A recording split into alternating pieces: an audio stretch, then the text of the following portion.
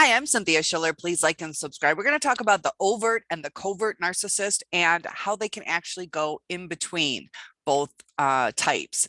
So in general, narcissists do have certain characteristics that they share, such as lack of empathy. They're not really concerned or aware of other people's feelings. They can't really understand the perspective from somebody else or what somebody's needs would be. They also in general have delusions of grandeur, and they can react quite bitterly if they feel threatened, if people don't go along with what their image in their head of themselves is. And narcissists often use manipulation to control people. They do not like criticism in any way. They can often lash out in a sense of anger, or they'll go seek revenge, whether it's smear campaigns. And when they apologize, they don't take responsibility. So if they say they're sorry, often they don't tell you what they're sorry for. And it's just kind of like a knee-jerk reaction. They just know that they need to say sorry, so they say sorry. They think everything's all good, but they don't take that accountability. And when they're going through these delusions of who they are, or who they want the world to see them as, they'll lie to themselves about it. And sometimes the narcissist actually does believe the lies. They lie to themselves. They lie to us. Their whole world is about lying. And that's just a manipulation technique. They're manipulating themselves into believing they're a better person, because deep inside they know they're not. And narcissists will often punish others who upset them or get in the way of their supply. They often destroy families. They will triangulate people against each other. Sometimes they do it for a kick, or just being nasty. They love to use scapegoats. Often they'll be like putting things on others where they don't have to take accountability. They'll often idealize certain people within their realm of people that they deal with, and they'll idealize them as kind of like like an ego stroke to somebody, to where they like being around the person because it's uplifting, but they're over exaggerating sometimes.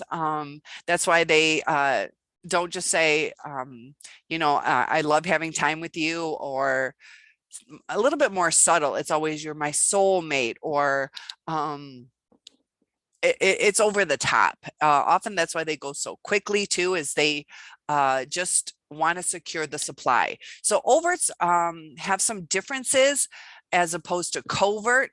But this is the thing, is people can be happy. If I was telling you, what's my mom like? My mom's a happy person. My mom's a really happy person. And then you're like, I just saw her crying last Thursday. Well, her dad just died, or something like that, to where overt and covert, they can be more one at one instance, but it's just like two sides of the coin. Just like my mom can be happy and sad, but in general, she acts a certain way. So it just depends on who the supply is coming from, because they study people, and they know certain people react certain ways. So this is where they have the narcissism. There's a lot of experts who don't even really like to label one versus the other, because they can go in between the two. But to be more specific, the overts are constantly, compulsively trying to get people to give them attention. It doesn't always have to be good attention. They can do something negative. They just want attention. Just like children, children want to be loved, but when they don't like what's going on, they'll throw a fit and the attention goes on them. So that's what the narcissist does. And the overt, they kind of demand us to agree with them. And they can often be impatient. They can act out in those rages. The overt can kind of creates a false intimacy. They can use charm, they know how to flatter people, but like I said, the overts love to study the room, and they will pick the most vulnerable. And if you notice, they'll kind of hone in if you just broke up with somebody, because now they know you're vulnerable. Or often they'll go to kind-hearted people too, because kind-hearted people unfortunately are easier to get one over on. So the overts are very arrogant, and they see people as under them. And the overts like to have rages that are beyond your normal type of anger, and they can often I don't know if often is the correct word, but they can lead to physical violence. So if you are with somebody who is physically violent, that's an overt trait. But you can be with a covert, and they can go through life where it's not a trigger. But just like, my mom, if somebody dies, she's going to be sad. So sometimes they can get pushed as a covert into physical violence, but usually that's an overt trait. So it's just switching between the two, flipping the coin sometimes, like a narcissistic coin.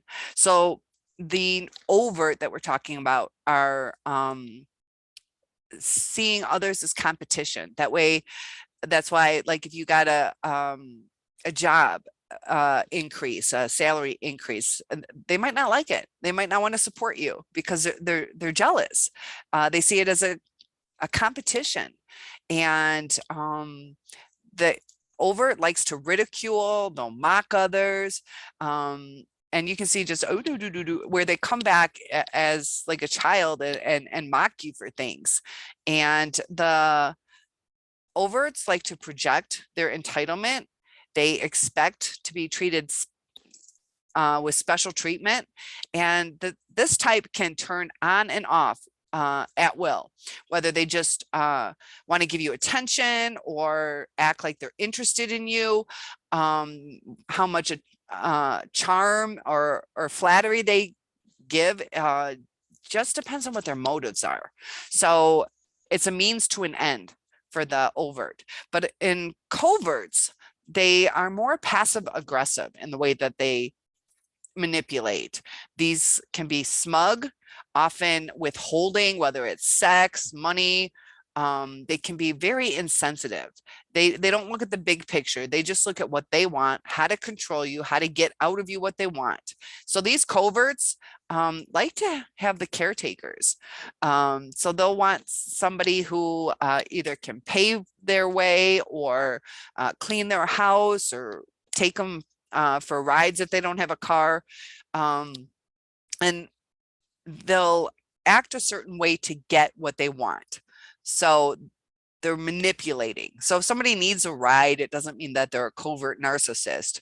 It's the way that they handle things. So if they're manipulating you into doing things, whether they falsely say they'll get you back, or they'll give you money and then they don't, these sometimes can cry at the drop of a hat. It's almost like they're crying on cue. They can manipulate. They love to do those self-pitying parties to get you to give them the attention, to get you to invest in them. You're listening to them. They're pulling at your heartstrings, and they'll have delusions of what their true story was. It's like over the top to where maybe they were beat, but it was like they got one spanking, and they're like, they were like whipped with a belt and like beat to a pulp. So they can go through those things in their childhood, but they will overdo it. They'll overdo it in their adult life. My boss yelled at me today. Did the boss just talk sternly? And they'll start saying he went on for half an hour when it was like 3 minutes. So they often will lie about a crisis. They got caught in traffic because of this terrible car accident, or they'll even say that they're sick. It's just a way to not take accountability and say, hey, I don't want to come over today, or I forgot to get something that you asked me to get. So they will have this crisis. Sometimes if they want to manipulate you out of money, they might say that they have cancer or they have to have surgery. And they will exaggerate how sick they could be. They'll exaggerate the types of suffering, whether it's financial or health, even just their interactions with other people. They'll exaggerate. And they do that because they want sympathy from us. It's like a reinforcement to them that we care about them. So it's really weird how they do things. They often have a very long history of depression, anxiety that can be through what they went through in childhood, and it just lingers into their adult life. They don't have the coping skills to project what their actions will lead to. And that's why they also have those pity parties, and they just constantly drain, whether emotionally, their families, their love interests. And a lot of times the coverts like to drain people financially. So be aware of that. And just like the opposite, the overt, maybe now they need some money, so they can turn into covert and go after whatever the supply is at that time. And these covert narcissists like to blame their problems, that they've been treated unfairly. And so to kind of sum it up a little bit, the overts, those are the ones that are your stereotypical narcissists. Those are the arrogant ones. They're egotistical, demanding, often bullies. And the covert are the vulnerable and weak ones. They're the perpetual victims, the poor me. And they come across as helpless, that they're wounded, kind of destroyed by people. They're often fragile, needy, but both of these, there's really no difference in the end goal. So when you're trying to figure out, is my narcissist overt or covert, it's up to you if you want to delve into it. You might see, just how they are. But the thing is it's narcissism. It's narcissism. To have the MPD, you have to have 5 out of 9 traits and be diagnosed with it, and have it affect your life in a negative way. So if they're getting away with everything, it doesn't, affect their life negatively.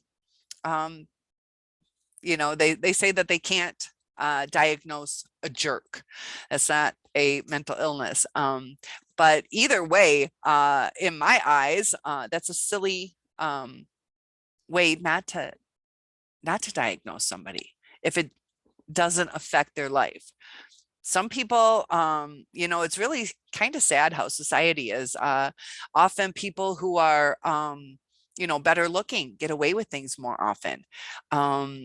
People, they've done studies, what was it? If you're, it's like for every inch over 5'10" or something like that, men make, it was like, this is back in the day, but it was like $783 more a year for every inch over each other. And sometimes I'm 6'1", but society treats people different.